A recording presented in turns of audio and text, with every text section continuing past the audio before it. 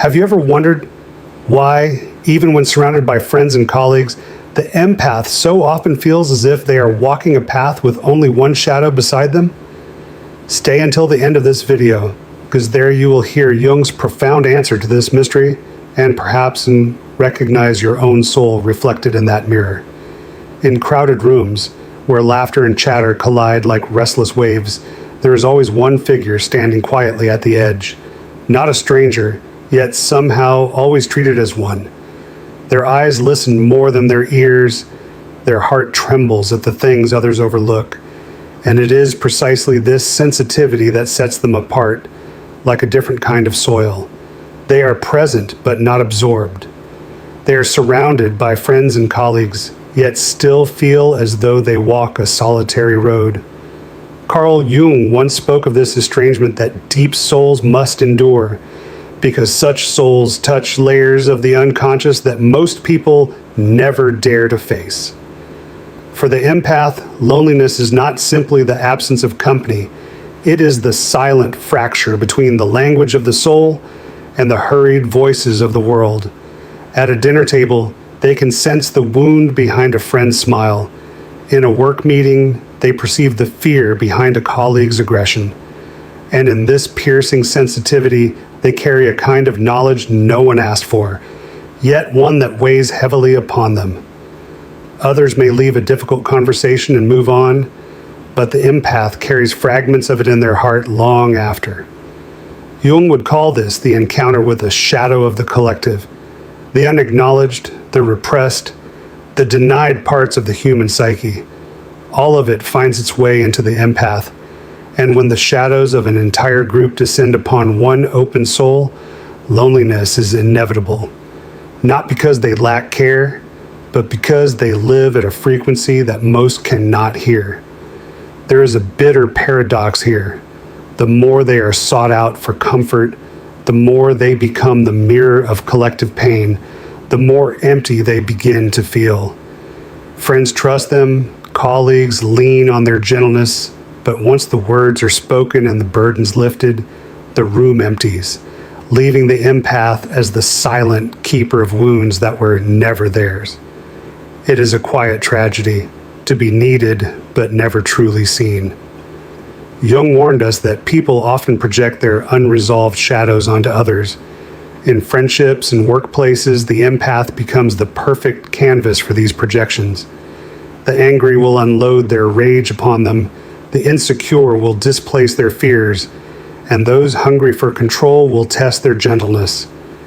This is not a fair exchange, yet it happens so often that the empath begins to believe they themselves are the root of the unrest. But the truth is this: they are drowning in the projections of others, and in that darkness, their soul hungers for something rare. A gaze that does not lean on them, does not need to be comforted, but simply sees them. This is why their loneliness is not an ordinary sorrow, but an existential wound. The wound of living in a world that has never learned how to meet its own depth. There are moments when the empath quietly asks themselves, "Am I wrong for always feeling too much?" At a casual lunch with colleagues, even a passing joke can linger like a heavy echo in their mind. In a simple gathering with friends, someone's forced smile can reverberate inside them for days. The world cannot fathom why such small fragments strike within them like a storm. Yet Jung once said that the collective unconscious always seeks to send signals through the smallest details. And the sensitive soul is the antenna that receives every hidden frequency. This is what makes them the different one among the crowd. While colleagues notice only the surface, they perceive the depth. While friends are absorbed in noisy chatter, they pick up what was never spoken. And instead of being valued, this very difference is often labeled as too sensitive, too complicated, or hard to understand. They are given labels, not realizing that such labels only push them further away, leaving them stranded in a circle of isolation. In Jungian analysis, this marks the beginning of individuation, the soul recognizing that it cannot survive forever in false consensus. The empath gradually learns that their sense of estrangement is not a sign of being broken, but rather an invitation to step beyond the surface, into deeper realms where other rare souls are also wandering, seeking one another. But before reaching that meeting, they must endure the long passage through darkness, where loneliness becomes their most loyal companion. Nowhere is this loneliness more vivid than in the workplace. When a colleague is criticized, they can feel the shame hidden beneath a forced smile. When the air grows tense, their heartbeat synchronizes with the silent panic of others in the room. Yet instead of being acknowledged as a gift, this sensitivity is treated as a burden. To others, they seem too drained, not strong enough, or too easily affected. But Jung reminded us, what society dismisses often hides the soil where truth is seeded. The empath carries a treasure few dare to open. In the vortex of workplace competition or among friends who gather to escape their stress, emotional honesty often feels out of tune. People wear masks to belong, but the empath cannot help seeing through them. And because they cannot play along in the collective masquerade, they are pushed to the margins, still present yet never belonging. This is the paradox of their soul, to be there yet not truly of it. Carl Jung called this the tragedy of the deep soul. One part of them longs for belonging, yet another knows that such belonging demands betraying their own intuition. And in that inner tug of war, loneliness emerges as the inevitable outcome, not because they are abandoned, but because they cannot deny the truth their eyes have seen and their hearts have felt. Gradually, loneliness ceases to be a fleeting feeling and instead becomes a territory of the inner life, a place where the empath is both imprisoned and refined. In social gatherings, they may laugh, they may listen, but deep within, they still hear the echo. No one truly understands. For Jung, this is a signal of a turning point. The soul is being summoned to face the shadow. The shadow is not only what belongs to others, it also lives within the empath. For when they carry the pain of others too long, they begin to blur the line. What is truly their own, and what has been absorbed from the outside? And in that confusion, their own shadow reveals itself. The fear that if they do not heal, if they do not soothe, they will somehow be worthless. This is a dangerous trap, equating one's worth with the ability to carry the suffering of others. In workplaces where colleagues lean on them for release, in friendships where they are the refuge for unspoken sorrow, that shadow only grows larger. The empath becomes the free healer, and when they can no longer bear the weight, guilt consumes them. Yet Jung would say this is the necessary trial. The soul must learn to discern what belongs to the self and what belongs to others. Loneliness, however brutal, is the path that leads them back to their authentic self, where worth is no longer tied to service, but to the fullness of simply being. Wholeness of being never comes easily. For the empath, through the experience of being unconsciously exploited by friends or silently burdened by colleagues, a brutal lesson is learned. If they do not draw boundaries, others will claim their very soul. Carl Jung once said that no one can enter the process of individuation without first facing the truth that a part of their own shadow has colluded in their suffering. It is the longing to be needed that makes them accept the role of bearer. It is the fear of abandonment that keeps them silent in exhaustion. And here, loneliness becomes a mirror. It reflects not only what comes from the outside, but also the long-standing denial within. Among friends, they are often the one who receives little in return, because everyone assumes they are too strong, too wise. In the workplace, they are the ones staying late to finish what others left undone, because everyone believes they can handle it. Yet these assumptions turn them into a shadow, present but never truly seen. This is the bitter truth Jung wanted to expose, that people often build their self-image upon the sacrifice of another, and the empath is the perfect mirror for such a game. But the shadow does not only consume, it also teaches. When the empath begins to see loneliness as a wake-up call, no longer as a curse, the real journey begins, because this loneliness is summoning them into a new dimension of freedom, the freedom to stop being a mirror for others, and instead to become the mirror that illuminates themselves. This transformation unfolds quietly yet fiercely.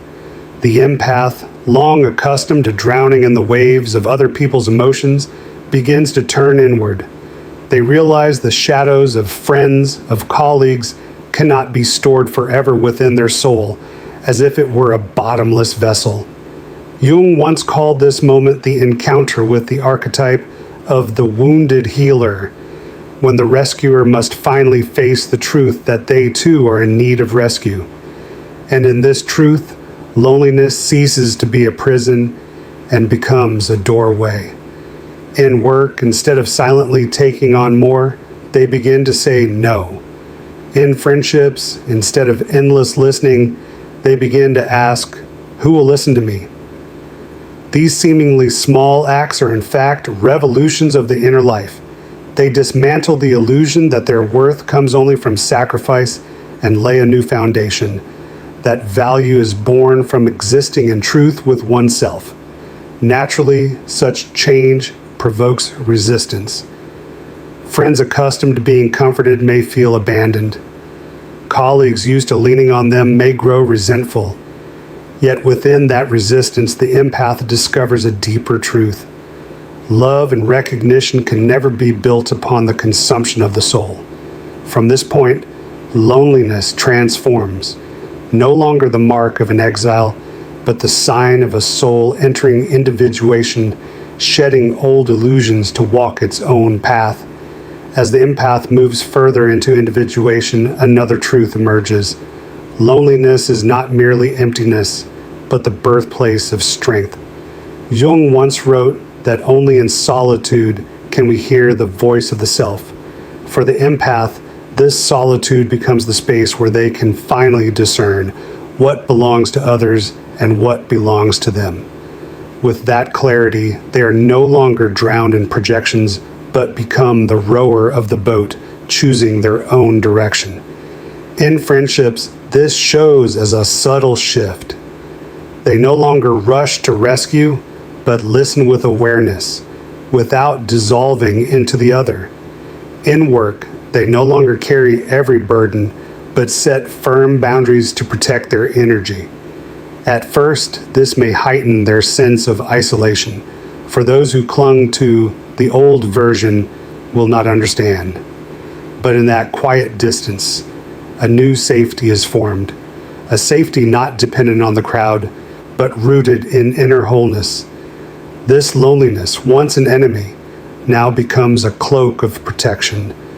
It allows them to step into the world without pretending, without carrying the weight of other people's darkness. This is when the shadow becomes an ally, because it teaches them to live with the truth that a soul does not need to dissolve in order to be loved, but can stand apart, clear, radiant, and yet still belonging to the cosmos. And then, something strange happens. When the empath no longer tries to fill the emptiness by saving others, their loneliness begins to transform. It ceases to be a hollow echo in an empty room and becomes a sacred stillness. In this stillness, they hear the inner call, the call that leads them to the truth that the soul does not exist to serve as someone else's instrument, but to be the honest rhythm of its own heartbeat. Jung called this the liberation from the illusions of the ego, a crucial step in the journey of individuation. In friendships, the empath now appears as a stranger. Not everyone will understand, but kindred spirits begin to recognize them. In work, their quiet resolve creates a natural distance from those who would exploit them, while at the same time opening a space for genuine respect. And so, instead of drowning in noisy crowds, they begin to attract rare and pure connections. Connections born not of need, but of true meeting between two souls. Loneliness, once a wound, now becomes the sign of spiritual maturity. It shows them that value is not found in pleasing everyone, but in daring to remain faithful to their own truth. And in that moment, they realize they were never truly alone. In the darkness, there are always other souls searching for the way. Only those courageous enough to walk through loneliness can meet one another in that deep place. The place Jung called the self, the authentic I beyond every mask. If these words touch a silent part of you, let them stay and take root. The path of Jung, of shadow and inner stillness, is never a solitary journey. And if you wish to keep listening and to go deeper into these dialogues, subscribe to this channel so we may continue walking together in the meeting of souls searching for truth.